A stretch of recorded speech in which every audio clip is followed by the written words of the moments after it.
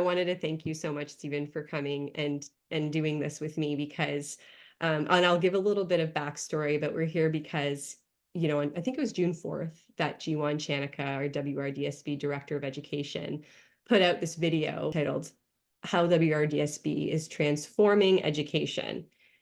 And I'm so grateful that you're here to dispel some of the inaccuracies and, dare I say, lies. I don't like to use that term, but considering the circumstances of how many times parents have brought forward their concerns and their corrections, and he continues to go on with this, there's a lot of hypocrisies in this video that I found.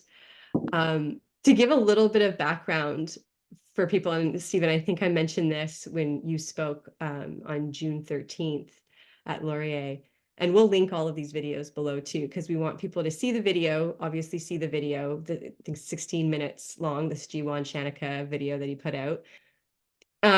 So we've got a group here, you know, of parents of Waterloo Region, people of Waterloo Region, and they kind of put this out. We kind of see it right away, right? So when the video came out, those of us who've been kind of paying attention, who've been going to the board meetings, who've been sending letters, who've been advocating for change, we could see it right away that it's like, wow, this is a circus show. I can't believe that he's allowed to put this out. But me also knowing the response of other people who haven't necessarily been paying attention. Right. I know I just felt deflated. I felt like, wow, people are going to listen to this and they're going to think that he's actually doing something for our children and their education.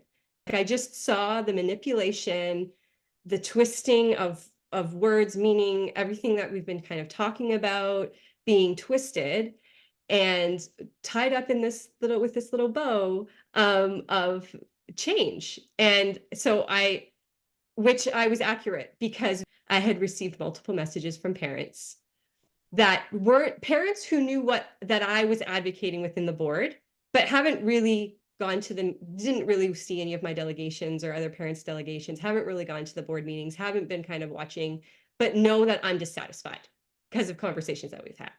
Yeah. So they know that I'm kind of in this realm. And so they send me the message and say, Christina, what do you think about this? Like, it seems pretty good, right? Like, and then another parent had said, you know, it sounds a little like it's far reaching, but it sounds good, right? Like, almost like, are you satisfied now?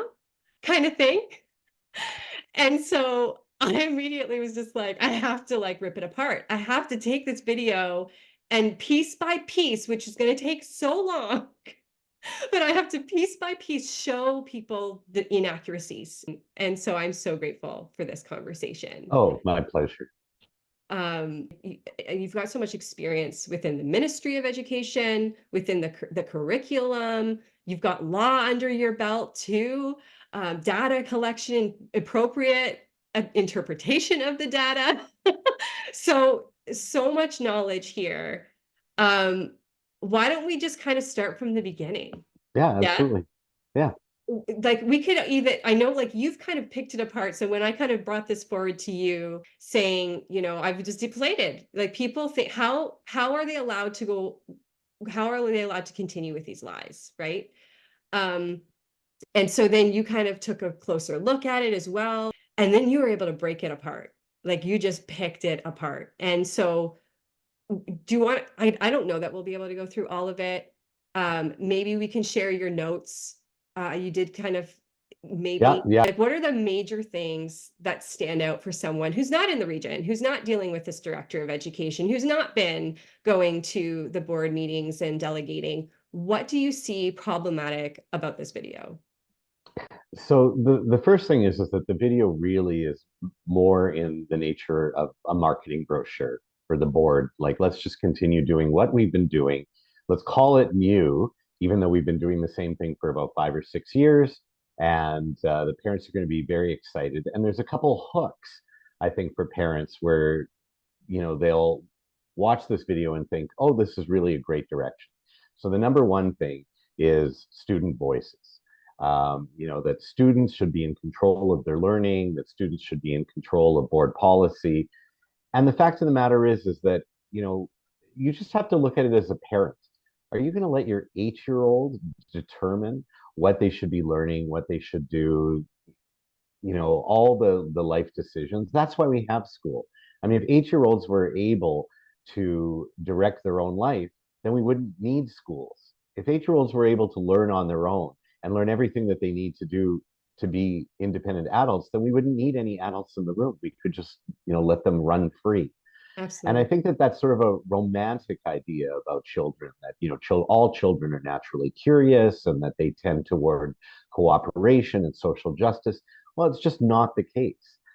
There's no child that's going to decide, oh, I think that I should learn algebra because that's going to be very helpful in my life, or percentages, or even long division.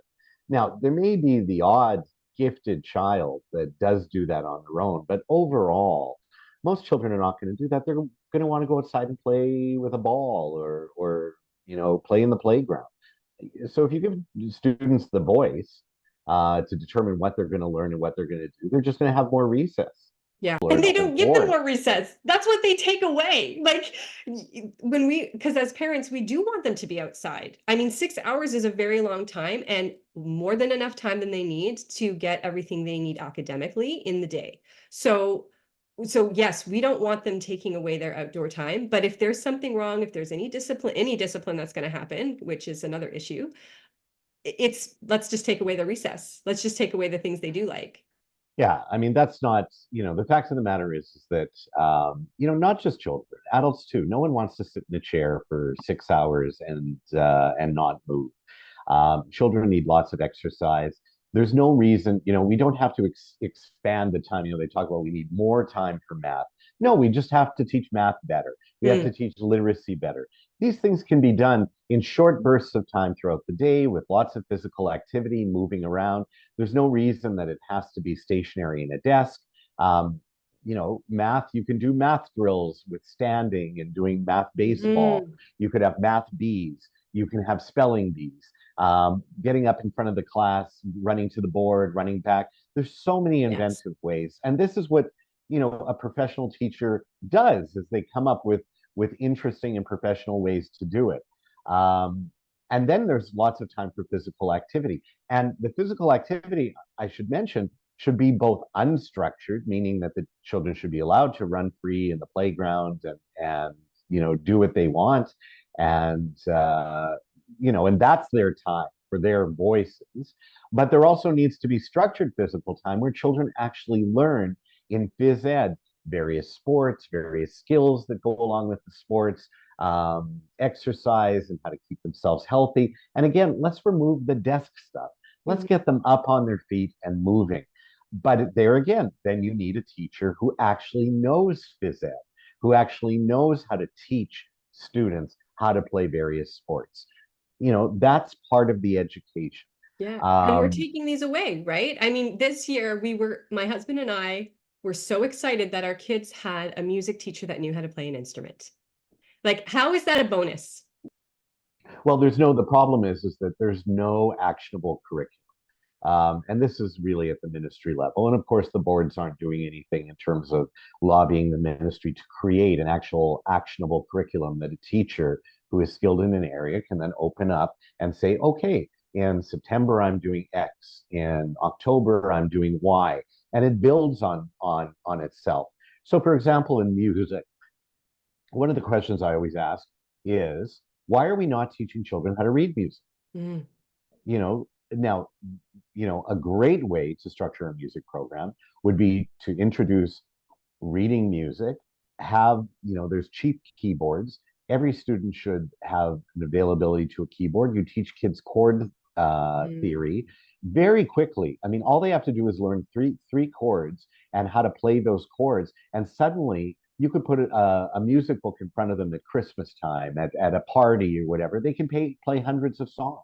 Now imagine building on that. So after 2 years of taking music, that child could open up a book and play any music just on the basis of the chording. Now, the kids who are really, really interested in music will go further, and maybe schools should provide opportunities for those children. But shouldn't we at least give all children the ability to read music, the ability to understand music, and the ability to play music. Right. Mm-hmm. And once you learn that on a keyboard, which is the most visual and easy way to do it, then it can be transferred to all sorts of other instruments. But, to bring, a couple drums and then a recorder and, and depending on what the music teacher knows, or, some of the music teachers who don't have a lot of training will bring, a recording of a song and then the kids just sing along with a recording. I mean, again, I look at that and I go, listen, you want to teach singing, you have to introduce harmony. There's no reason that elementary school kids can't learn harmony and how to read vocal music and how to play along with themselves on a keyboard. Those things are actually doable, but you need a plan. You need a plan that this is what the teacher does in September, October, November, December, and then in the following year, the same thing. So they can then continue going forward. Now that applies not just to music and not just to phys ed, but that applies to every subject matter. Yeah. Right now, teachers are kind of autonomous in their classroom because the curricula is not particularly instructive as to, what a teacher should be doing. And in fact, I'm not sure you could accomplish anything that's in, the 250 pages of each curriculum. A teacher in the following grade has no idea if students are coming in from different classrooms, what those kids know. Yeah. I mean, some of those kids might have done poetry. Other kids may not have done poetry. Some of Yeah. those kids may have been taught phonics to read, with automaticity, which is the only way to learn how to read. And other kids may have been, taught balanced literacy, which means that, a substantial proportion of those kids are functionally illiterate. Mm-hmm. Mm-hmm. And the same goes with math, right? I mean, some of them, the kids are coloring boxes and naming their triangles. And in some of the classes, the kids are actually memorizing their math facts so that they're able to do more advanced math later on. So there needs to be, and the boards need to focus on a systematic way of ensuring that all children of all socioeconomic backgrounds, so you Mm-hmm. can't rely on tutors, you can't rely on parents at home to do teaching.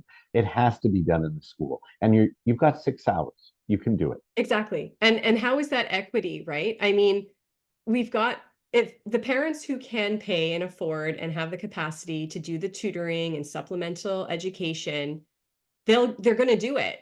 And I mean, so all of the other children are going to fall behind because Yes. they're not getting it in the classroom. You have to make it available in the classroom. Well, one socioeconomic status is the number one It's like everything. determiner exactly of who is going to do well and who's not going to do well, and that is unequitable. So I mean, any of this equity speak without addressing that fact is just words. It's not real. If you really want to be real in terms of equality of access, or let's call that equity light.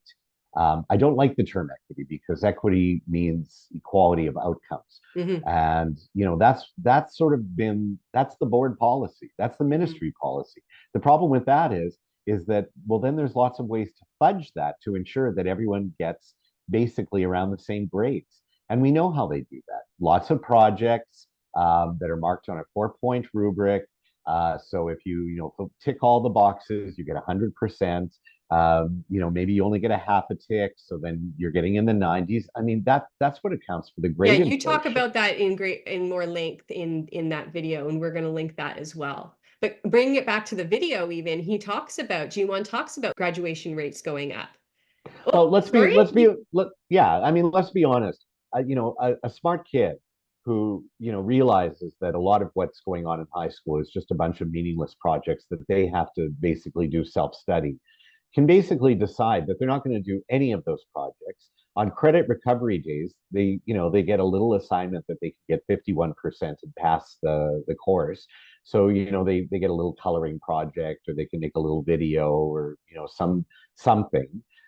They haven't learned anything for the year. And as long as they, do all the projects in grade 12, they can get a decent mark.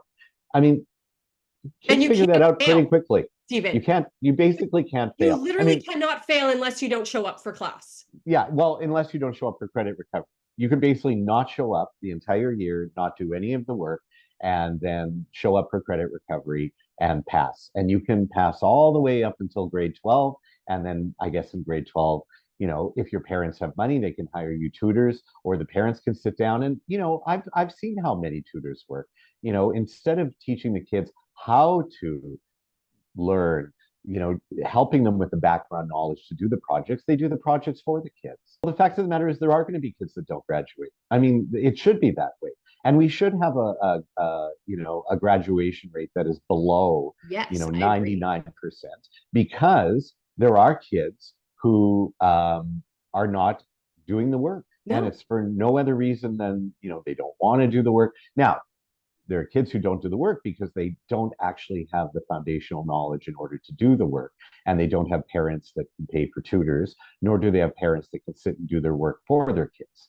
Mhm. And, speaking from, a middle class neighborhood in Toronto where I live, I've seen lots of parents admit that they write their kids' papers, they write their kids' assignments, they say they edit them, but what they're really doing, their kid slaps down some information and they fix it all up. So, you're marking the parents, you're not marking Mhm. the students. There has to be consequences. I mean, all Yes. humans That's need motivation to do consequences. better. Absolutely. And the fact is, the point is not necessarily the marks that you get. The point is that the process of learning requires feedback from the teacher, Mhm. Mhm. constant feedback. And in a class of 30 students, you can only do that as a whole class, which means that the teaching has to be whole class, which means that the content has is going off and doing their own little research projects.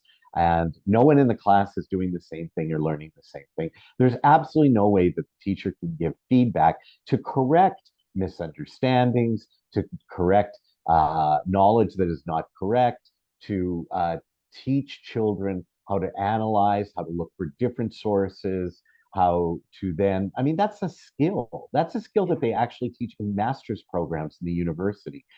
That's not something that you just leave to children. And the fact of the matter is that what we really should be doing is focusing in K to 12 on that foundational knowledge, because it's only when you have that foundational knowledge that you can critically think about a new article that pops up when you Google something and go, wait a second, this seems contrary to all the foundational knowledge I have. I should see what else is out there. But if you don't have any foundational knowledge, then you could pull up anything and think that, well, if it's, it's from a source that the teacher thinks is a good source, let's say the CBC. Well, I mean, the fact is the CBC has bias. Its reporters have bias. Not all their articles are actually factual. There is an agenda behind them. You could say that about any reporting. Well, how is a student to judge or make any critical judgments about what they're reading, what they're hearing, if they don't have any foundational knowledge? We Mhm. have to teach the foundational knowledge, and that's why student voice can't work. It's the teacher's voice that we have to center. The Yes. teacher who is the expert in both the content and how to teach that content. That's the voice that we have to. Let's get rid of all the clutter in the classroom, all the Yes. decorations That and was very flags powerful. and everything else, so that the kids are focusing on the teacher and the teacher is focusing on the students. And that is how learning happens. Yes.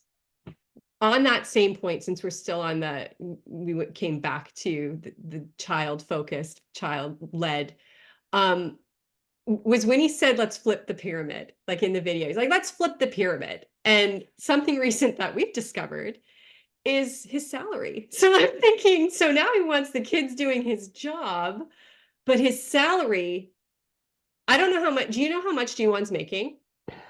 Well, I'd imagine he's definitely on the sunshine list, Oh, probably absolutely. plus plus. It's nearly $291,000. Okay, so Okay.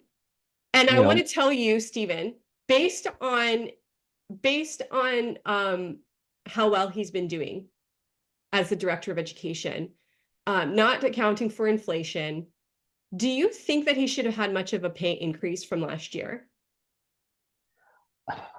I mean, look, I read their report. I watched Jeewan Chanicka's video.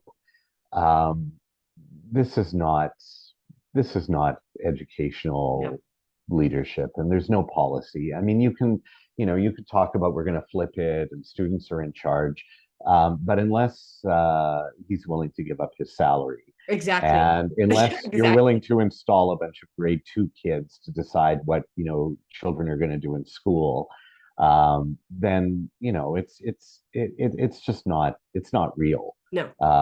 It's a marketing ploy. Then maybe parents, they think that parents want to see that, oh, it's all about my child. And they think that that's how they're going to capture parents to believe in what they're doing.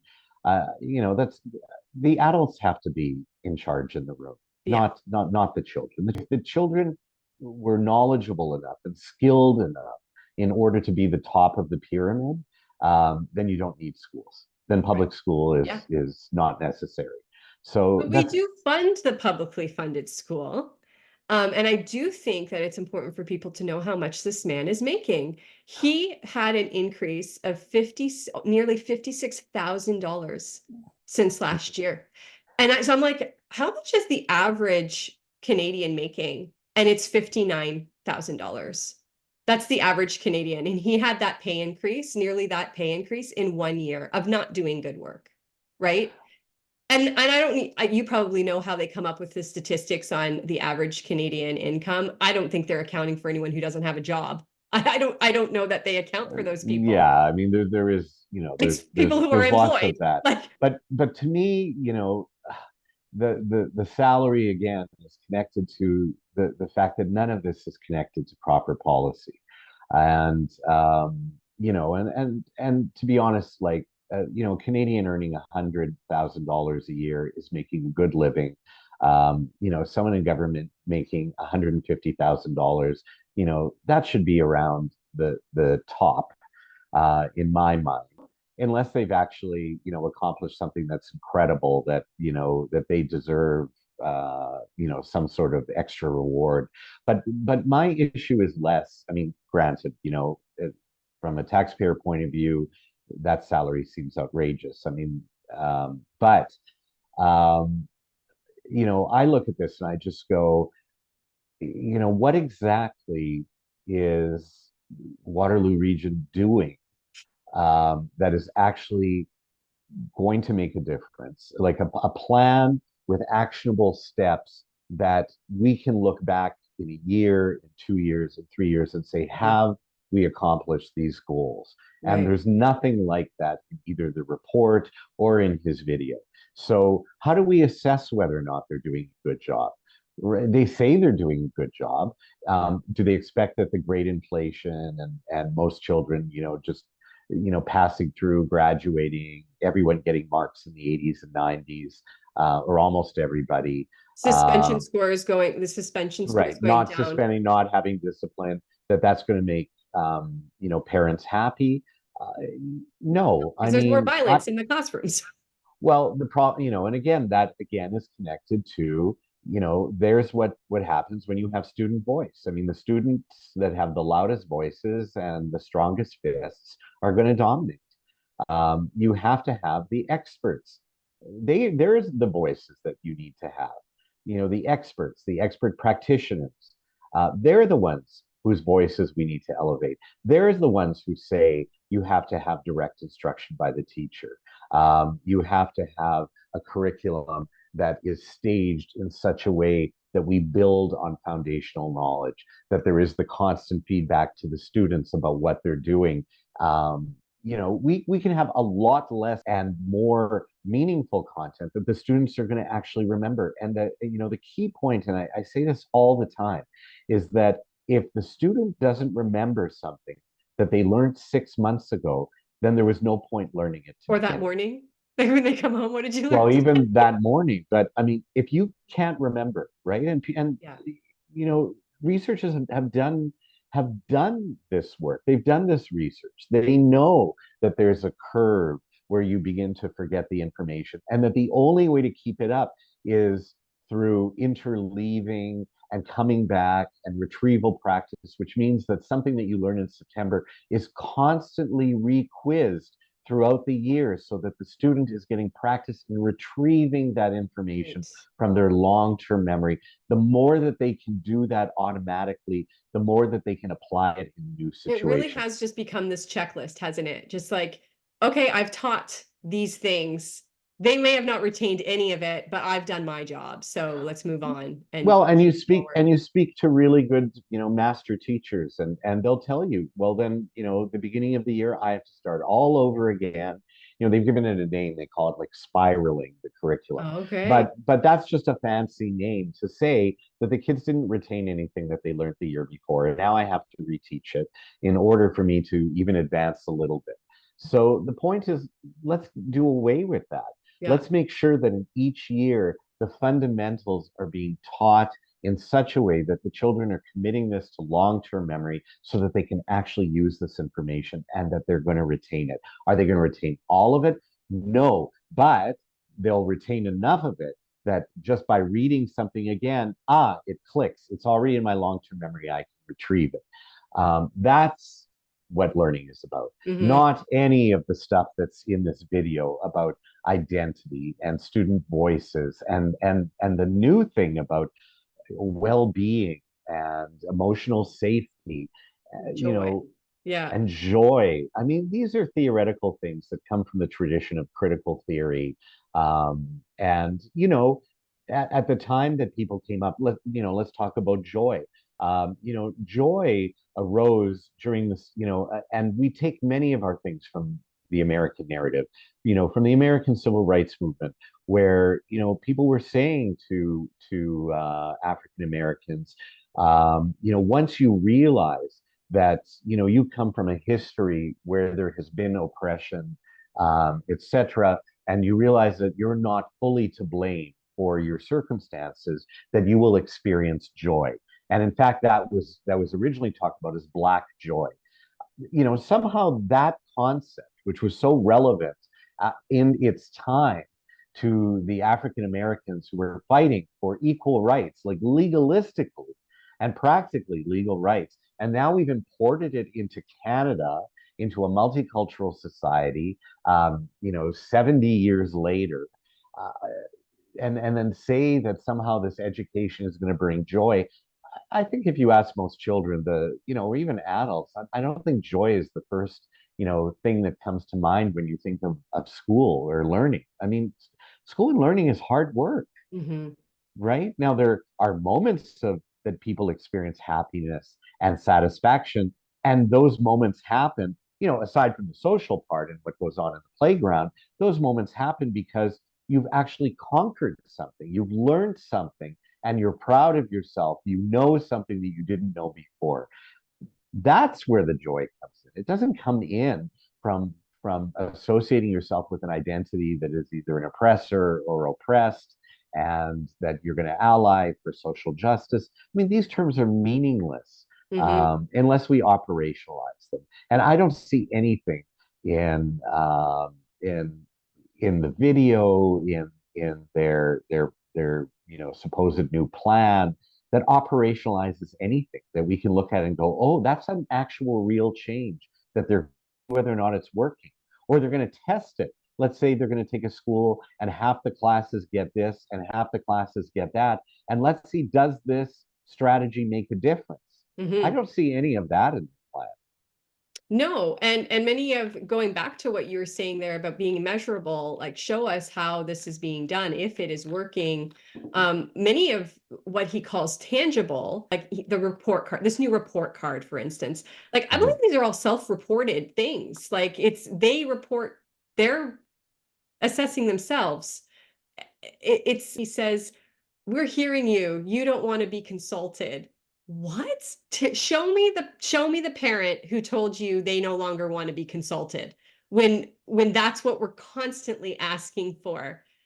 Again, people who haven't necessarily been paying attention, and I don't mean that in a judgmental way. I mean, I think we've got these positions in place so that we can go on into our lanes and focus on the things that we have that are important to us, so that we have these elected officials and the people who are employed, public servants, who are there to serve the public. And we should be able to trust them to do their jobs.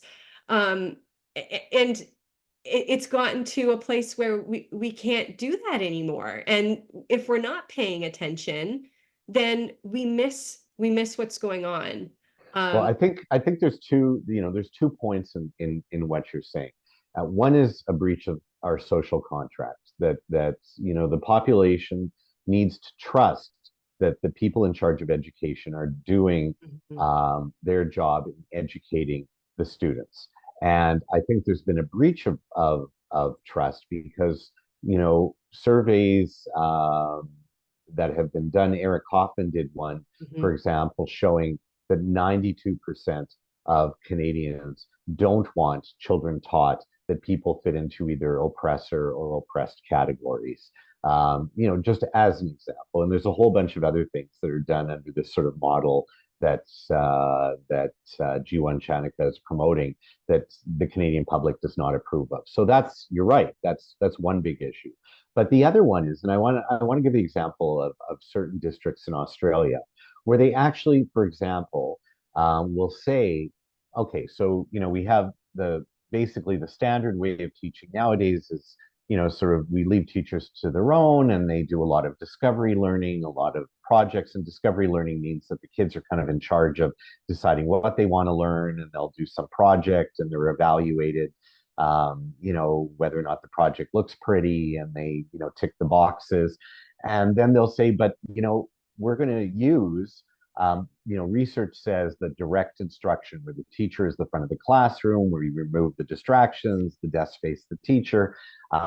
Let's see what happens if we have, just leave teachers to do what they do, how they teach math.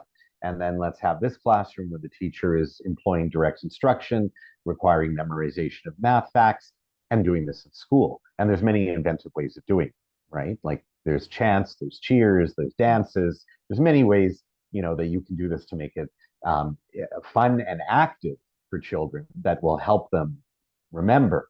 And then they actually test it by having a standardized math test that then they give both classes after the end of the year. And I mean, what do you think they're finding in Australia? That the classroom where they use the science-based and science-approved ways of instruction that have been shown to improve student learning, they work. And suddenly, all the resources that the school is putting in for children with so-called learning disabilities and tutoring, and the tutoring that the parents have to do, they all evaporate. They were gone. And I mean, this dovetails with the Ontario Human Rights Commission, what they said about literacy, that they said that 95 to 98% of children will learn to read with automaticity if you teach them through a synthetic, systematic phonics program, through mhm, direct instruction, before you even approach texts. There's a way to do it. We've known about it for decades. And then we can do it. So then how do you account for around a 30% disability rate in Ontario? mhm. Mostly because of what we call dyslexia. But what really it is that these children have never been They've taught. never been taught. Sure, some kids will come to math or reading on their own. They'll figure out the structures on their own and they'll do it. But the vast majority of students won't. And then you've got a percentage of students who they just need to have that direct instruction. All students benefit from direct instruction. So I could see, Waterloo saying, we're going to pilot this project and we're going to test it over the year. And if it works, then we're going to apply it across the board. Now, to me, that would be we're taking a new direction. Right. That's a new direction. Yes. That's a new direction that parents can say, all right, well, we're going to see at the end of the year, is this thing now working? And if it does work, it's going to be applied everywhere. Well, isn't that wonderful? To say that we're going to, turn the pyramid upside down and children are in charge, or we're going to center student voices, or we're going to make this all relationship based. I mean, Or these are just lose years of words. learning. The last few years for literacy has been learning how to guess. Just learning how to guess the word. Look at the picture. What do you think the word is? Terrible. It was absolutely detrimental to my Terrible. first. Yeah. Well, terrible. And the Ontario Human Rights, I mean, if we need to have an authority that, people across the political spectrum might believe in, the Ontario Human Rights Commission said it doesn't work. And why are the boards promoting it?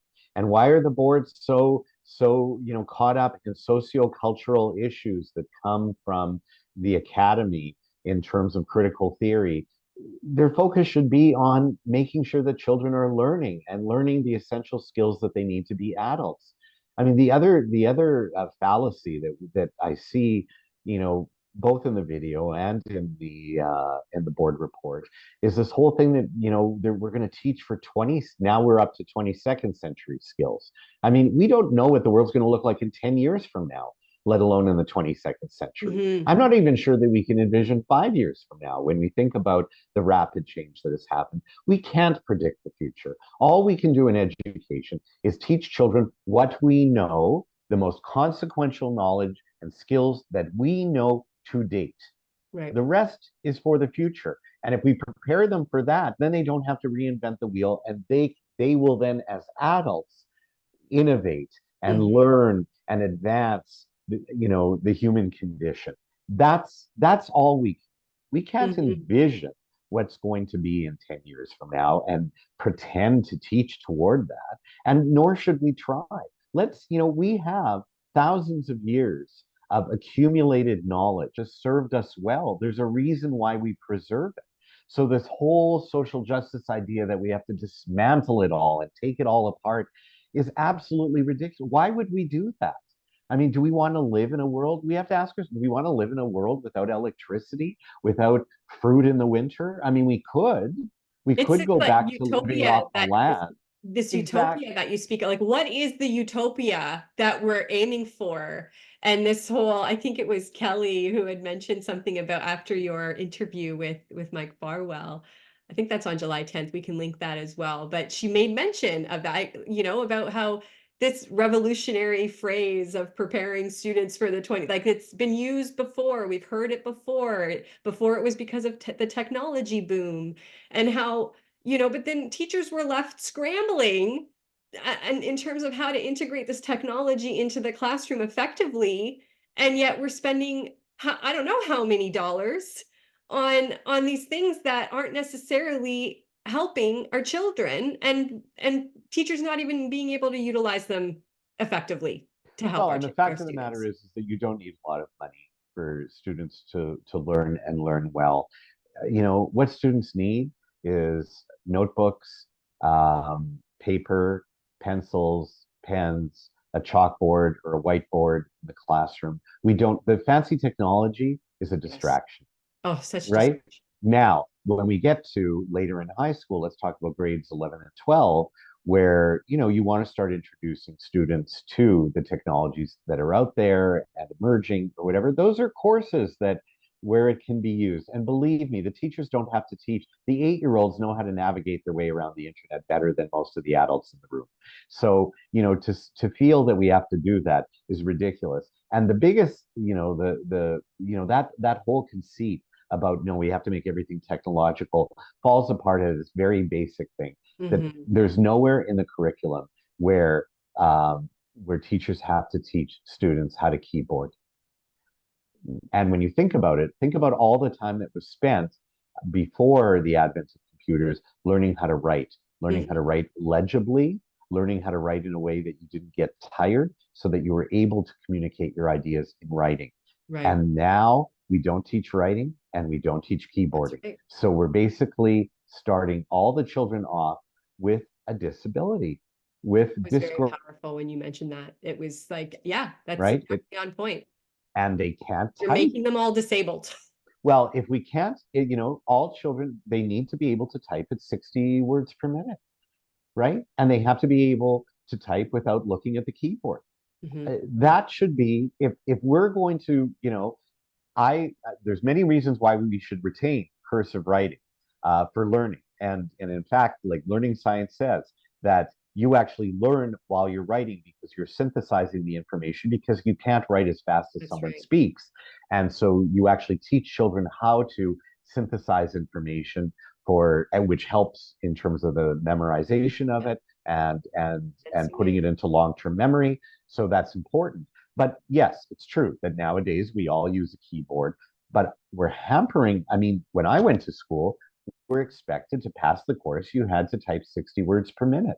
You know, if we want kids to then, you know, type their essays, to be able to write a 10-page paper without being exhausted, then we have to teach them keyboarding. We can't leave it up to parents. And so what's happening? So now we have a private market where you can send your kid to keyboarding camp or keyboarding school. And again, how is that equitable for the parents that don't have the money to send their kids? That's an essential skill, I think, that Yeah. should be taught in elementary school. If you're going to require kids to do work on a computer, then You they need have to first to be teach them taught how to type. how to keyboard. Yeah. Exactly. Yeah. What's fascinating, I'm kind of jumping back to this whole human rights part because it's fascinating that you were using it in such a way that actually does not help their argument. And yet they're constantly using, there being the board, Jeewan, Chanicka, using human rights. I think he mentions human rights as the foundation of everything they do. And but again, the identity piece, it's the oppression piece, it's the and so serving students through a human rights lens, talking about a society that's being harmed. Like this is what he says in this video. And to me, it sounds like, well, this is just more of what you've been doing. So here you're talking about a transformational video and how we're going to do things differently. But this just sounds like a whole lot more of what you've already been doing and leading to more crummy results. So increased mental health, increased divisiveness, increased violence in the schools. Like, how is this helpful?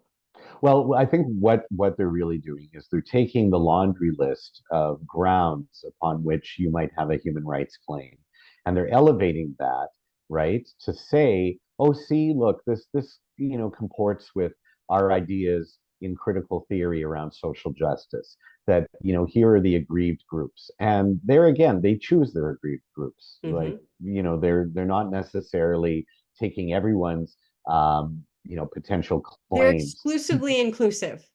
Well, yes. And the other thing is they're misreading the Human Rights Act. The Human Rights Act is about service to the population, right? That you can't discriminate in your service to the population on these various grounds and any kind of analogous grounds. So the fact of the matter is that if you're constructing a system that automatic now, one of the grounds that isn't really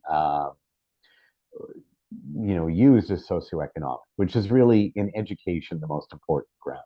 So, any time that you're relying on the family, parents, or whatever to supplement the education, then you're discriminating against people who don't have money. Hmm. So that's a big problem. Or discriminating against people who perhaps are new Canadians and they don't understand how the system works. They don't speak English well enough to help their children in their homework, or they're working and trying to put food on the table. They don't have the time. That's who you're discriminating against. And I think they're sort of using the human rights code. It's supposed to be a shield. It's a shield to protect you from unequal service, and Hmm. they're using it as a cudgel to enforce their social justice critical theory view of the world, which is, and let's be honest here, it's about dividing society into oppressors and the oppressed, making anyone who is now categorized in the oppressor category feel guilty for the sins of people who may not even be their ancestors. I mean, Canadians who their grandparents immigrated in the 20s, 30s, 40s, had nothing to do with the founding of Canada or the settling of Canada by European settlers. They had nothing to do with residential schools. So, you're assigning them with some blame that they don't have. You're compiling a whole bunch of people together that really have very little in common. For example, under, the so-called white category. So, you're saying that someone from Iceland and someone from Greece and Italy are exactly the same, and somehow they're oppressors. But then you just cross the strait, and then maybe someone from Turkey, depending on how you look at it, maybe now they're in the brown category, and therefore they're in the oppressed category. I mean, none of this really makes any sense. But the reason why they're doing it is because the tradition of critical theory is really, the goal is to overthrow society, get rid of capitalism, get rid of merit. I mean, that's one thing they never talk about. They don't like merit. I don't know how we advance as a society or to solve any of our societal problems, including climate change, if we don't value merit. I mean, we should be valuing merit, because the truly gifted among us, deserve to be given the kind of education that they can go, and they may be the inventor that solves, cures cancer, or, comes up with a technology that we no longer have to use fossil fuels. So the idea that we're going to get rid of merit and we're going to just say to everyone, oh, you're all wonderful, and everyone gets a prize, is a terrible thing for human advancement in society, a terrible thing for Canada. I mean, what are we all going to be, consultants and bureaucrats, and send memos to each other all day? I mean, that's the society we're creating.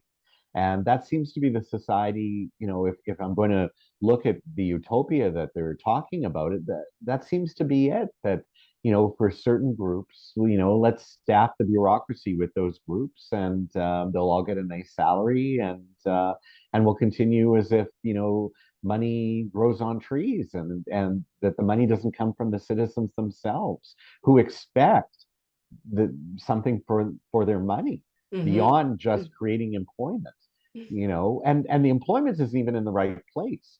I mean, we've got, you look at say the salary of a director of a board, and you go, now if we took that salary, then we used it for frontline people, teachers, if we use it for having specialty classes for the kids, let's say kids who have profound disabilities, and that should be placed in a class with experts who know how to teach these children, to get them ready for some sort of independent life afterward, and give them skills. We say, oh, we don't have money for that, or you only get a year of autism services, and then you're cut off, so that we can staff a bureaucracy to send memos to each other. That doesn't sound very equitable to me. And that if that's their idea of utopia, then I don't want any part of it. I want that money. I want to drain the bureaucracy and put that money on the front line. The bureaucracy should only be experts who know what to do. And once they've done their job and they've designed the curriculum, and they've instructed the teachers as the pedagogy, their job is done. Yeah. They don't need to be there anymore. Have you looked at that, Stephen? Have you looked at how many roles we have within any given school board, and how many are just completely irrelevant? I mean, not in that sense, but when I was doing a survey of all the ministry documents that I could find online from 1980 until 2022, and you look at the financial documents, and while they weren't helpful in terms of really getting a sense of what was going on in the classroom, you could see the tens of millions of dollars that school boards were spending on, let's say, equity consultants, or equity programs, or staffing for equity, right? And you look at that and you go, that's tens of millions of dollars that is not being spent on musical instruments in the classroom, that every school can have a band, that every school can put on a musical, that every school has the right sports equipment, that children that need, let's say, children who are on the autism spectrum, who can't really learn in a regular classroom, that they have specialty classrooms where they can be taught by people who know what they're doing, who know how to reach these kids and teach them, to give them a chance.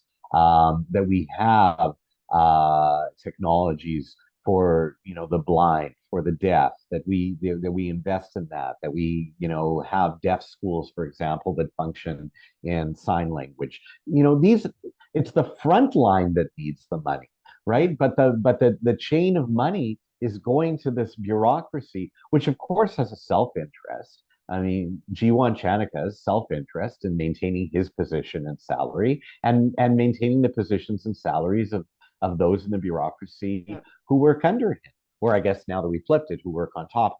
Yeah, But still get paid at the top.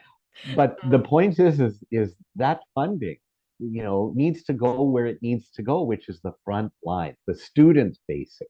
That's where it needs to go. Yes. And Like so for people listening, to kind of put this in perspective, I've had a tremendous conversation with someone who runs an independent school who we were talking about the funding and how it's about $13,000 to $14,000 per student for the publicly funded. So each student, the taxpayers are paying about $13,000, $14,000 per student.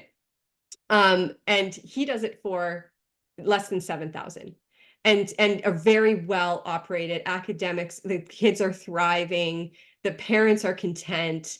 And so where is the money going? And we're talking about, like, in a publicly funded school, we're still doing the fundraising. I'm on, the parent council, and we're still looking for ways to raise funds for the right, school. for glue or a field trip to And the no, and we theater. donate that. So we donate that in addition to, right? And field trips will still give some money sometimes. Sometimes we have to give a toonie or $5 for a specific trip. Where is the money going? Well, we know where the money's going. It's Oh, going to the it's a self-sustaining sin. It's an bureaucracy absolute sin. who is it is. And these are the people that are committed to furthering, this critical theory social justice agenda that I think is hoodwinking the public, because it has nothing to do with justice, and it has nothing to do with ensuring equality of access. And It has nothing to do with human rights, because these it are the same people, the people who scream human rights, if you've noticed, most are the ones who believe that their rights supersede someone else's human rights, which is not human rights at all. Like, this is not a superhuman rights, well, look, and it's the fact is, we've, to remake education as a social reengineering project, based on a mistaken understanding of human rights. I mean, to me, that every child deserves, an expert designed education. I could see that as a human right in Canada that we could enshrine and mhm, enforce. But the kinds of human rights that they're talking about, they're just using it as a cover, it's the to twist, it's the twisting. maintain the bureaucracy. And and the fact is that what we really need is, we need advocates to say, all of that money, we don't really need that. Like, we need,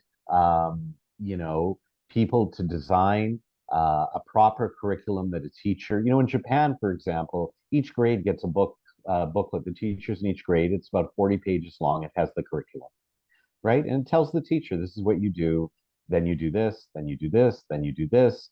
They've got their pedagogical documents. That's it. We produce curriculum after curriculum. They're around the 200-page mark. Some are 300 pages. They're filled thematically with ideas around connecting. And I mean, if you read this thing, you would have no idea as a teacher how to enact it. I doubt that many teachers even, really go through it. The core of the curriculum is sort of an imagining of the imaginary teacher and imaginary student having some class discussion where the student, seems to know all about life and history and science, and is able to ask questions that connected to, really social justice matters. So, This is everything that that has learned to experience. yes, and that's the whole thing around lived experience, or that, the other fallacy that every student has to see themselves in the curriculum. Well, if you're a jet setter and a world traveler, and your children have been all over the world and the famous museums of the world, and they have books from all over the world. Well, sure, that's fine. But if you're the kid that grows up in a one-bedroom apartment with a working single parent, and your world is that one-bedroom apartment and the dilapidated playground next door, which sometimes is the case, you know, that's what you think education is? No, education is to open the window. It's to open our imagination to things that you don't know, right? We don't need an education. We don't need to send our kids to school to learn about who they are. They know who they are, or they learn through Well, growing now up they're being until, told who they are. well, which is terrible. First of all, I am a member of an ethnic minority. I don't want the public school interfering in what my culture is and what that means and how that should be utilized for their purposes. I doubt that they have people that are knowledgeable enough in my culture to actually teach it. Now, there's nothing wrong with teaching about multiculturalism and the reality of the of Mhm. Canadian demographics and how immigration, start with our First Nations prior to colonization and the different people that inhabited this land and their histories and the conflicts between them and the trade between them and the Mhm. coalitions, their development of Let's talk about the trade technology. between them. Yeah. I mean, it's interesting stuff. And then you have the immigration, you have people from different places. There's nothing wrong. Canadian children should be learning about how Canada became the Canada that it is today, Mhm. good and bad, not Yes. all bad and not all good, but Yes. both, right? And you have to look at it historically in the time. What did people know then, Right. right? What would we definitely not do the same today because of the lessons that we learned from the past, etc. Um, all of that should be learned, but individual identities, that the Mhm. teacher's role is to strengthen individual identities that might be useful for social revolution and to coalesce them into allyship, to Mm. dismantle, the systems of whiteness. I mean, what does And you know any of what, this Stephen, as mean? you're speaking, I'm starting to see, because social justice, it isn't our place for justice necessarily, right? It's not, and I mean, and that's the whole anti-God movement as well. For those of us who do believe in a God, now we don't follow necessarily the same faith, but for those of us who do believe in God, we believe he's the ultimate judger, right? And so here we are placing judgment instead of how you've explained it, how history unfolded, the facts. Here are the facts. Here are the When we circumstances without judgment, without thinking we know where they were and what they were thinking and what their intentions were. Just this is what happened. And we can discuss it, and we can discuss about how maybe that wasn't such a great thing, or maybe how it was actually a great thing, and we can have those conversations, but without it being this judgmental, almost punishment. It is punishment, like it. Well, we have to respect the fact that there are religious people in Canada who are our citizens, and they also have human rights. Yes. I'm not one of them. I'm not a religious person, but I recognize that there are people that are, and that when we're constructing an education system, we have to take that into account, and we have to find where are commonalities, where can we all agree that this belongs in the bucket of education, Hmm. because this is not going to be contrary or interfere with the individual cultures. And I include, religion within culture. Hmm. That this isn't going to interfere with what parents are doing at home, right? And we can do that. Even something as um, that is fraught with difficulty, like sex education, Hmm. right? We can probably religious from all religious backgrounds, so Christian, Muslim in particular, we can probably all agree we want our children to learn anatomy. We want our children to learn in health about how germs are spread, right? So we probably know that. We probably want our children to learn about the life cycle and how conception happens, that puberty happens, how that happens both in the animal world, the plant world, and in the human world. We can probably all agree on that. So there's probably a lot we can agree on Hmm. to Hmm. say, and we don't have to call it sex education. I mean, we can put that into learning in science or health, or the concepts of consent and civility. We should be teaching civics, right? Because all those things fit into civics, how we treat each other. And it's not just about the teaching, it's also about the doing, right? You're going to enforce that kind of thing. I mean, you look at kindergartens in France and Japan, where the children set the table for each other, and they prepare, food, a couple days a week. They help serve the food to fellow students. They clean up afterwards. After the day, Awesome. students have jobs to clean the classroom. That's how you teach civics, right? In a That's beautiful. concrete way, right? Modeling civic discussion and behavior, right? So you can actually not have a sex ed curriculum or a sex ed and health and whatever they've made it, have a phys ed curriculum. And this can be divided because it encompasses so many areas of what children need to learn into their constituent areas without interfering with the personal lives of those who are religious and Will who you come be our from director religious of families. education, Stephen? Will you be our director of education? For $290,000, sure. You're worth that. Oh my gosh. Like you're giving all of these like treasures. Like they're right there. You're, This and is when easy. you talk about the experts as you are one, but we've now all of our words, they don't have they've lost their meaning. When we use the word expert, how many times have we used that for pseudo experts, for people pretending to be like, and let's use the example when we wanted you to come in and do a presentation about the Ministry of Education, completely relevant. My argument to our parent council was, you know, let's start. The whole point is to have parents engaged. So the pro grant, for instance, the parent Mhm. engagement grant, that's the one that we wanted sustainable engagement from parents.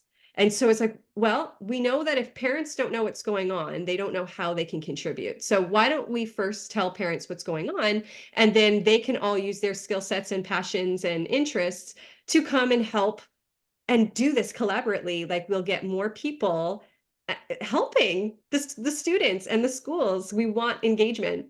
And Well, that was the answer was, well, the board has their own experts.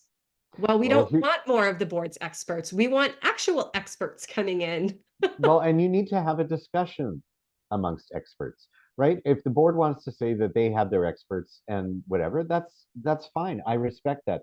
But then you know what? Bring in other experts And they were so that invited, just so everyone so knows, the board was invited to join this conversation. Stephen was completely, I said, what do you, I don't want to put you on the spot. Scott was there too. Why don't want to put you on the spot? How do you feel about us asking them to come and even having a debate, having a discussion, a conversation about this? And Stephen and Scott were completely up for that. And absolutely. not a single board member. Absolutely. And it's very important for people who have an expertise to understand the limits of their expertise. So in broad strokes, what needs to go on for children to learn, how you can structure an education system that actually serves its students and society, and to do it in a cost-effective way. Now, the individual, how to teach children to read, that's beyond my expertise. I understand it. I've read about it, I've learned about it, but if I were the director, I would want to bring someone in who Buddy. actually knew the nitty gritty of Yes. which program to use. Like this is another thing, right? We don't have to keep reinventing the wheel. You don't think that structured programs and core curriculum already exist? They exist. They exist. I mean, some of them might have to be, amended to add Canadian content. But in terms of, teaching children math, there are programs out there that the math experts all agree this program works and this is how you do it. And teachers just have to follow it, go to A, B, C, D, Mhm. and use the professionalism to bring it alive in a classroom, right? And the same goes for literacy. So I recognize the limits of my expertise, right? I would have to bring someone in if I was going to actually make that happen. And I think that it's the hubris to believe that, I know everything and I don't need anyone to challenge me or tell me anything. Listen, if someone wants to say to me, you know what, Stephen, I've read some other studies and I think you're wrong about that. Read these studies. I would happily read them and I Yes. would change my opinion like that if it was If it, convincing and there was that's it. convincing evidence and evidence of something that works. That's right. And so, this idea that let's just keep on the same train because we're experts and we've done it and we just have to do more of it, you know, uh, we've been doing this sort of discovery learning, and now, on top of it, sort of, discovery learning plus social justice and this romantic idea of children's education. Hmm. We've been doing it for a long time. Like I'm going to this. give parents a practical example of that that's very real to us is with the books, some of the books that are in the schools, and it's a very serious matter. Like, and I know it seems like we're just on replay here with this, but it is an incredibly serious matter. And it was to the point where, because I always go to the person first for like, so people understand. I go to the Mhm. person first, and now, so I went to board members first, no responses. And some of my responses were directly in a public only because it was in response to a public comment or accusation or something. So then I responded publicly, but I go to the person first. And some of my questions were like, can you show us why these are necessary? Can you prove that they're not doing harm? And no answers. So I actually interviewed an expert in this, and I said, "Can you give me a steel man? So just give me a steel man argument why we need these books for their development. I'm not an expert in this, so and it's absolutely there is no benefit other than the grooming, and it and they still can't give us answers for this, right? Are you talking about the books, with just so that we're talking clear of that, Yes, have I'm talking sexual about books that are sexual incredibly content? sexually explicit. Right, right. Whether Well, in the text or in the imagery that they have. so this comes back to the discussion that we had, about, how do we honor the fact that there are Canadian citizens of different religions and different amounts of religious, faith and belief, Not even and value religion. There are and people who are not values. religious at all who are And not okay with these books. absolutely. Yeah, So my point is this, and I always give this example. I say I'm the kind of person, I'm incredibly kind of open. I don't care. You I can know. teach my We don't kid agree with about, this part, but yeah. yeah, yeah, yeah. No, no, no. But this is, and I always say this to give people as an example, that you could, if you wanted to teach could have taught my kid in grade 3 about analingus, and I wouldn't have cared. But I am not the majority. I am a tiny minority. Most people would be absolutely against it, whether they believed in God or not, Hmm. right? So I am not the measure of where Yeah. you draw the line. The line is a social contract, right? It's a social contract between the public that respects the fact that, in the same way that you wouldn't, have a book that was, blatantly, against, a particular ethnic group, for example, that you don't want to have a book that's blatantly against the values of people in your community. Hmm. Is it necessary? I think is the right answer. Now, it's not that these books are not available anywhere. I mean, if a parent wants their child to be exposed to, sexual behavior, transgenderism, any of those things, there's nothing wrong with that parent taking their kid to the public library, and it's their Their child to raise. choice. And That's I right. think there's a conflict here where I think, education needs to stay in its lane. Your Hmm. job is to teach the current generation everything past generations know, so that they can go out as adults.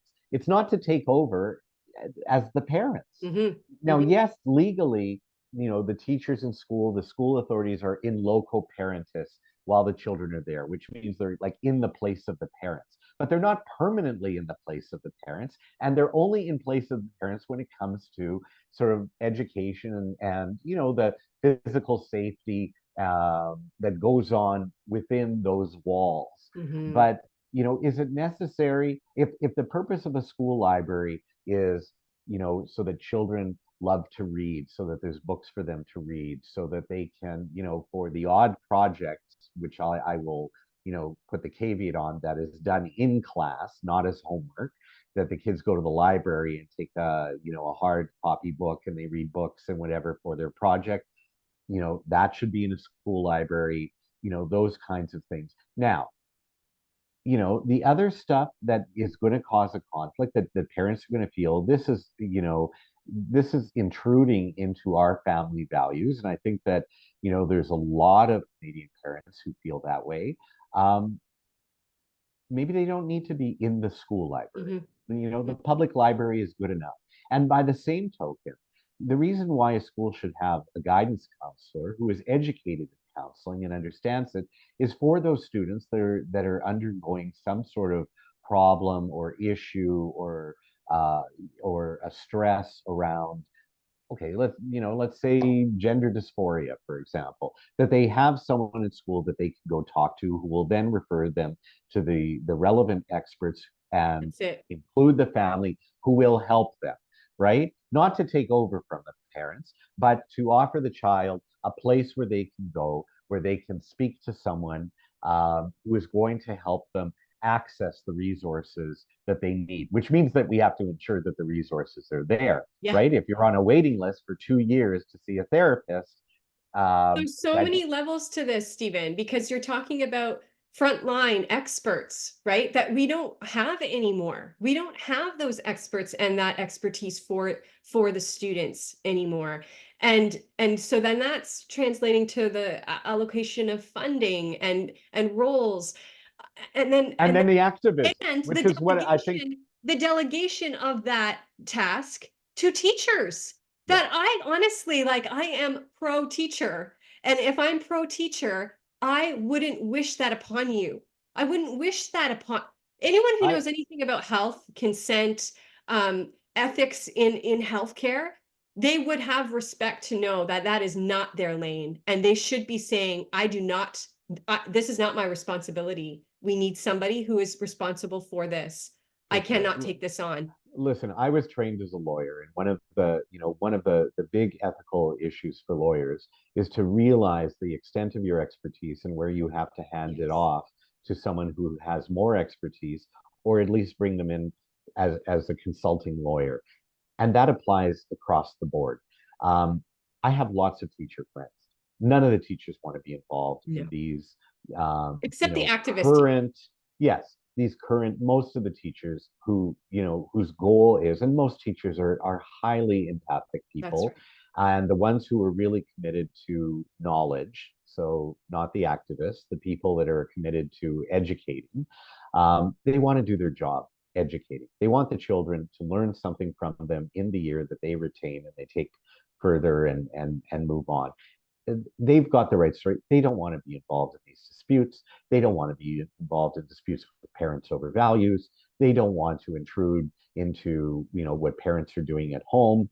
Now, in terms of the activist teachers, I would say this: we do have independent schools. There's nothing wrong with activist teachers putting together, and maybe they could hire Jeewan Chanicka as their head of Wonderful. school.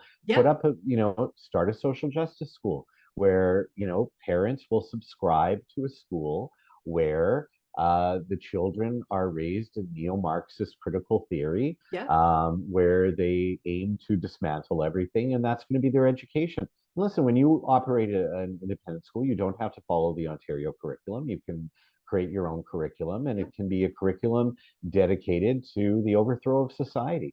I wish them luck. I mean, there probably are some parents that would subscribe to this school.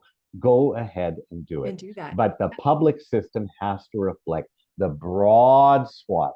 Talk about diversity, the Yes. broad diversity of the Canadian And it would public. be interesting to see the motivation behind that without the taxpayers' dollars.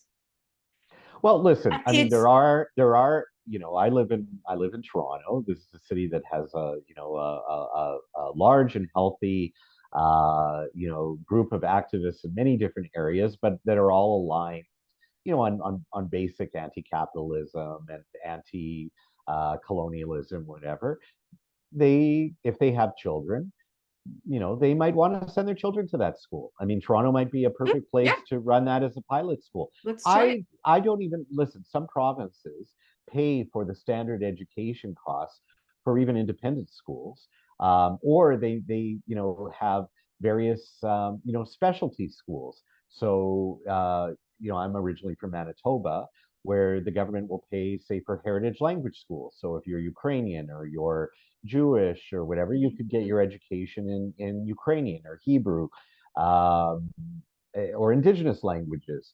We could have that as part of the public system. And again, I mean, similar to the Afrocentric school, we could have a social justice school that you would choose to send your children to.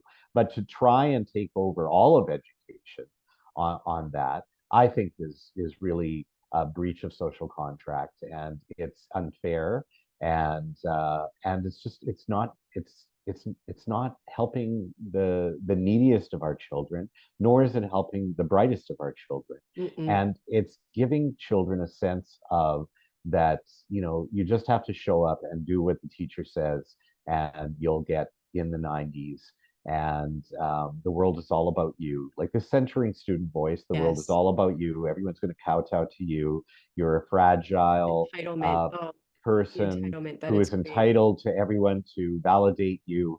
I mean, part of growing up is to realize that there's nobody to validate you except for yourself. You have Mhm. to, in my case, pull up my big boy panties and be And for us, strong. also be validated. Those of us who do believe in God, we would say that he validates us, that he affirms us, There and you that go. we don't need the affirmation of everybody else because And we you don't. I deny identity. mean, So, nobody does. yeah. Exactly. I mean, I think you've made a very good point. And see, this is where we can agree, right? So we have someone who's a believer and an atheist on one Zoom call, able to agree wholeheartedly on this point. And that's what we have to get to. And we don't get there by pointing fingers and saying, That's right. you're the bad people, you're the good people, you people deserve more resources, you people deserve less resources Exactly. or fewer resources. That's not how we go about it. So, those kinds of things, I think that we can all agree that the goal of parenting, as well as the goal of education, is that at 18, you've raised a child to adulthood, that you can now release them from the nest and that they can function as an independent adult. Now, nowadays, a lot of 18-year-olds are not at that point. That is our fault as a society, right? You've got 18 years. That should be enough. And It's a if you disgrace. work it backward, right, and this is what experts do in a curriculum or whatever, you start at the end. You go, what do we want the kids to know? What expertise, what mastery do we want them to have in their knowledge and in their skills to survive as an adult? And then let's work it backward so that Mm-hmm. when we start in kindergarten, we start at the most foundational level and ensure that almost all children, as far possible as we can. And of course, there's always going to be those who can't, and we have to take care of them as society. But the vast majority of children reach that adult point after grade 12, when they graduate grade 12. And we've lost the big picture. Yeah, absolutely. Oh, what a good discussion. There was one point there where we're kind of talking about it needs to, the publicly funded system needs to serve the public, and if it's no longer serving the public, and this is something I always say, if it's no longer serving the public, then probably our duty to leave, right? It's our right to leave, it's our duty to leave. But I mean, it would be nice if we could have a publicly funded system that does serve the public. And Absolutely. so, but when we're hearing this video, relating it back to the video, Jeewan makes it seem like he is listening to the voices, right? Like he talks about right in the beginning about using the majority, right? And so strategic plan. And for those who have been paying attention about the strat plan, we've had some very vocal, like Cindy Watson's been very vocal about the strat plan. Like, where was the consultation? Where it doesn't reflect what the people want. We've had delegations on this. We've had questions about it. So someone who has just watched this video, this 15, 16-minute video, has no idea the context of where this is coming from. But even anyone who does look just a little bit closer to the facts can see. So he talks about the strategic plan, consulting. This is for the whole school board, right? This is all of Waterloo Region District School Board. We've got about 64,000 students. He talks about 10,000 being surveyed. Then he talks about the majority, and I'm surprised he actually specified just over 5,000. But these things are missed, right? Like, you're talking about the majority of your 10,000 from 64,000, and it's 5,000 of that 10,000, like just over. But That what did is they hardly a actually majority. what did they actually find like from this survey that Oh, like what were the find like the so strategic okay plan of what they want to work on, so it being more student-centered, is you know, that the that question tells they in, asked? they Is learn the lived experience, all of these things that need but to be but where human we don't rights. know what are the where's the I mean the data should be public. I mean Yeah, if you're going to do that and then say that this is from public consultations, then it should be public so that people experts again who understand surveys or whatever can go through it and go, well, you didn't ask that question, yeah, or yeah. that was a push poll. Like you pushed an agenda here that led people to answer yes when that might not be what they want. But the other consideration is like, what difference does it make? Like the majority of people might want something that is absolutely horrendous for society. That's not how you go about this. Like Good point. you bring in experts, right, to do forums to explain to people how education works, right? So first you educate the public as to the facts, not an agenda or an ideology, but as to the facts. How do we teach children? How do we make sure that it's equitable in terms of access, right? That we're not favoring the middle class and higher earner families at the expense of poorer families. Hmm. How do we do that? Once the experts have spoken and once the public has sort of thought about that, then yes, engaging the public and saying, okay, now what would you like to see? And at both asking specific questions and then also offering room for people to do their own write-ins.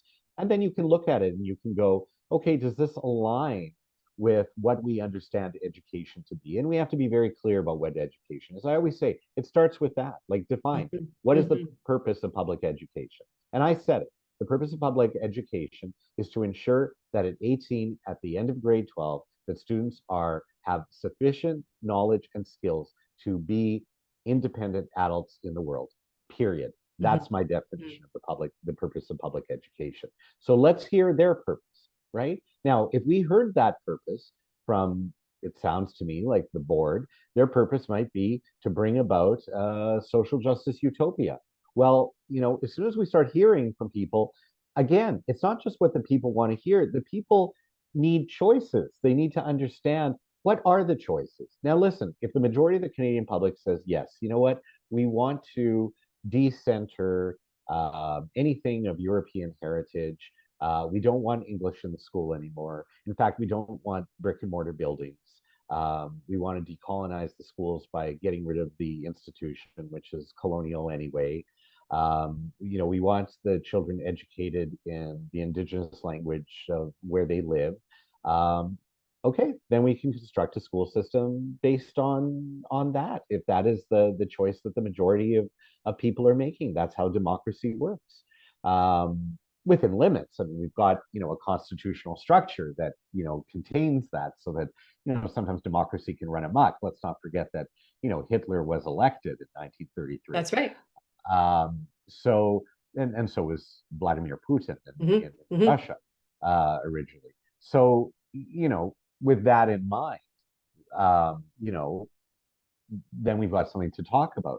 But if you're not offering parents, different models, then I'm not sure what the point of the consultation is. I mean, parents Right. And should. not to mention that a lot of these consultations are they appear to be very strategically focused in certain populations. So some of us who have been very active would never get an invitation to look at this critically, or it would be hidden somewhere in some sort of note that like, oh, well, we're not looking at that specifically. They're being sent to individuals like, make sure you fill this out, make sure you, to activists, to people. And we're seeing this Yeah. constantly on the board where the delegations, we've got parents who have children in the schools who are bringing in the funds from the ministry because their butts in the seats, and they're advocating for their children, and they have no say, where we get these activists who come in and have an opinion, and the board wants their delegation to be on file, and they want a copy of their presentation. And oh, that was so refreshing to hear that, when they either do not have a child in the school board in any of the classrooms, and they are not a student. in the Look, classroom. if we're cherry picking our public, then that's a problem. And as a member of the public, if I show up and everyone appears to be from my socioeconomic class and from my ethnic group, there's also a problem. Yes.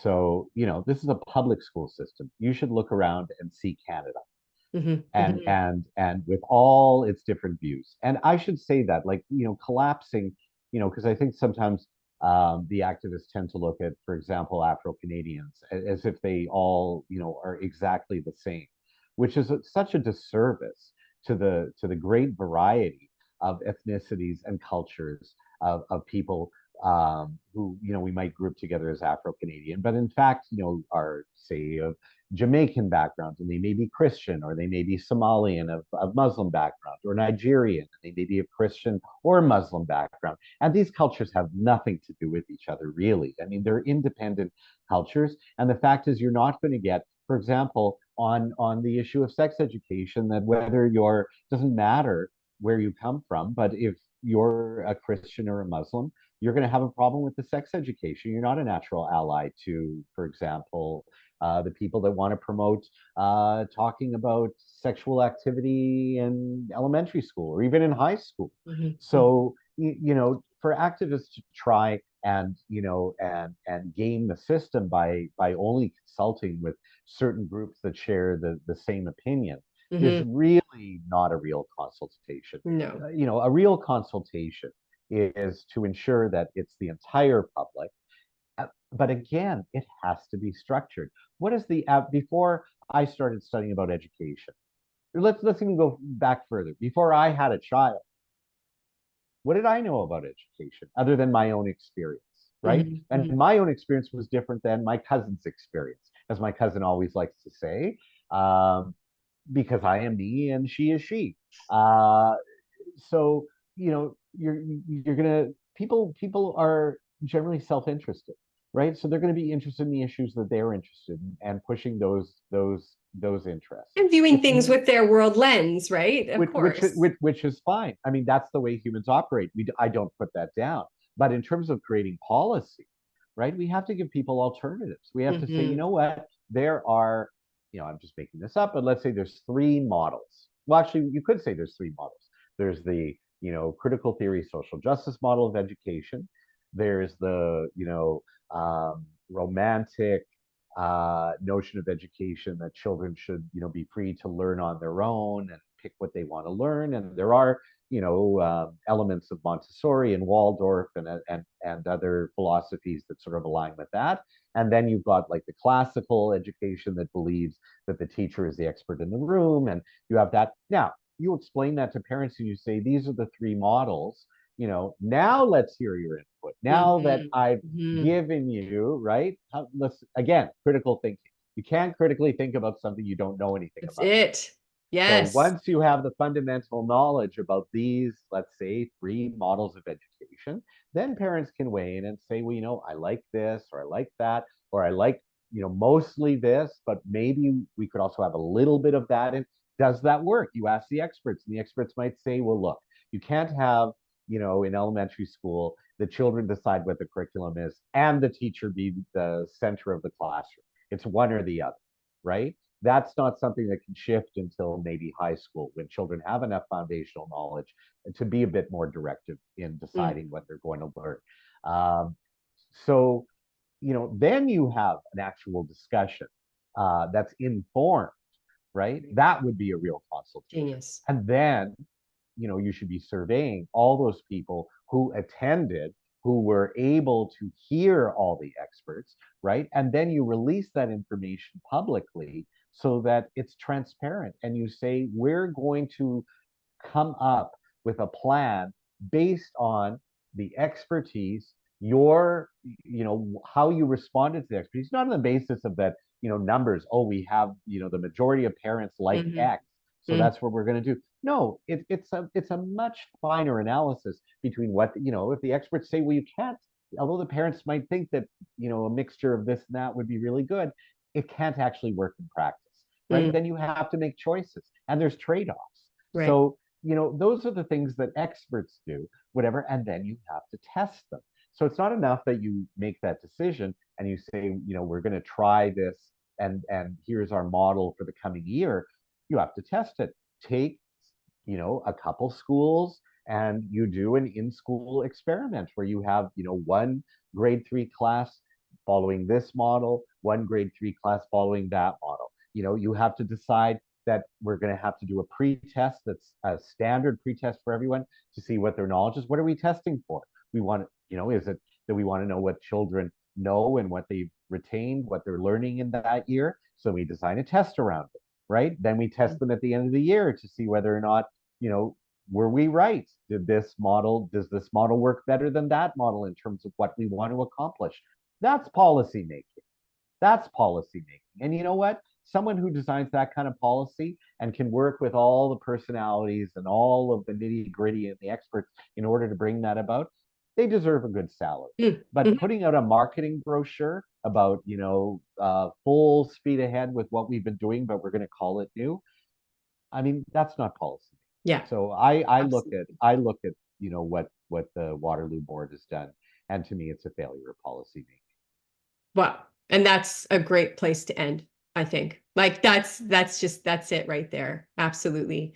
I'll say just one yes, other thing please. that you may want to throw in is that I noticed in the interview that was in the Waterloo Record that there was I believe following the event on June 13th? Yes, the okay. one that I was interviewed. And they also interviewed, I think it was a faculty member from Laurier, and there was someone else. I don't remember exactly. You'll have to check who they were. Yeah. But anyway, in this interview, I saw from the other side saying, we're building the plane. We're learning to fly the plane while we're flying. Yes. And I thought, I don't want to be on that plane. Nobody wants to be on that plane. So if you don't know what you're doing, I'm not putting my children on that plane. find a pilot. Yeah. Find a pilot. Yeah, absolutely. Oh my goodness. We could go on. I've got some notes here that it's like, but I won't. I'll leave it there. And I want to honor your time. Thank you so much, Stephen. My pleasure. It's been an absolute pleasure. And you should start working on that Laurier event and promoting it. And particularly because I think it was like someone from the faculty at Laurier and someone from OISE who was prepared to come. And so we just have to figure out the debate, panel, presentation. How are we going to work this? And, come up with a topic that, we can have a good discussion. Awesome. I'm looking forward to it, as always. All right, Christina. And we'll see you soon. That sounds great. Thank you. Enjoy your evening. Bye. Bye. Take care.